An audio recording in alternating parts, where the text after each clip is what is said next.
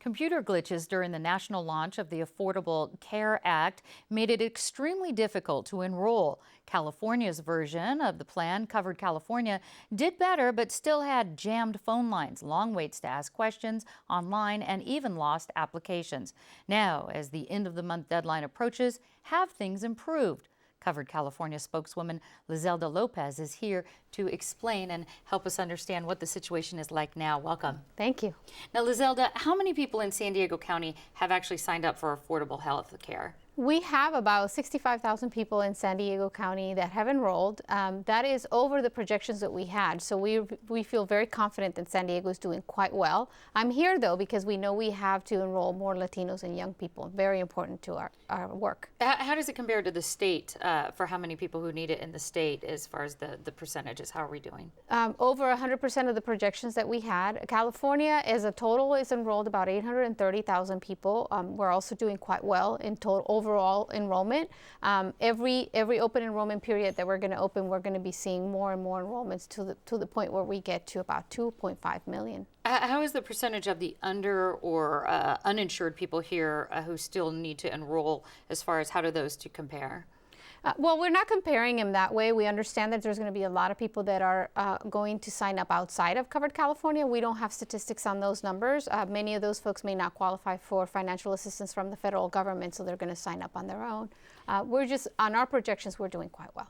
What happens if you qualify and then you don't sign up by this March 31st deadline? That's a great question. If you don't sign up by the March 31st deadline, then you are going to have to buy your insurance outside of Covered California. That means you do not have access to financial assistance from the federal government. You'd have to wait until November when open enrollment begins again in order to be able to access that financial assistance. So that's problem number one. If you choose not to buy the insurance at all, then the federal government would impose a penalty to you. And that penalty is $95 a person in your per household, or 1% of the household income. So for example, yeah. So for example, great. If your income is $40,000 a year for the whole family, your penalty is $400. And keep in mind, those $400 have not bought you anything. Okay, we called the 800 number today, and it directs the caller back to the website. And then we waited for an hour today online to try to get help on the online chat help.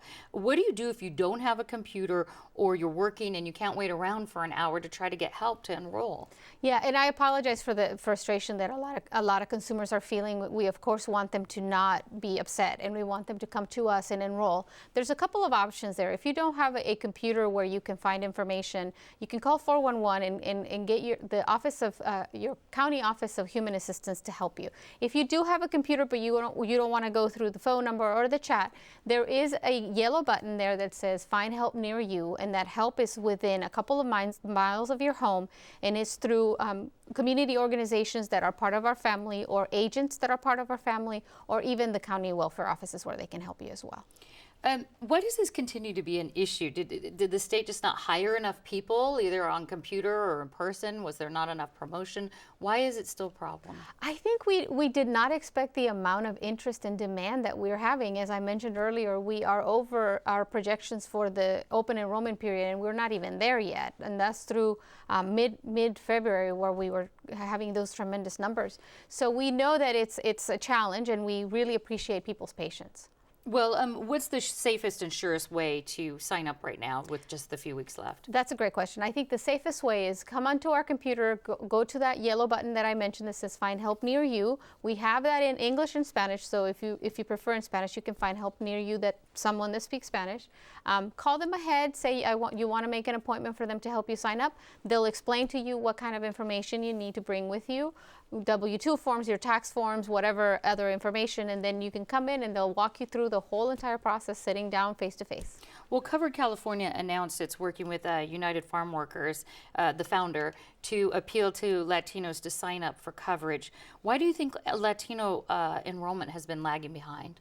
I think Latinos really need help in person, and I think we weren't doing a good enough job of letting them know where they could get that help. So we're doing that major effort for them to know that there is that local assistance that is in person, it's close to their home, they don't have to be afraid that that help is available to them. They're not going to get charged for any of this service, so we just want them to know that it's available. All right, Covered California's Lizelda Lopez, thank you so much. Thank you.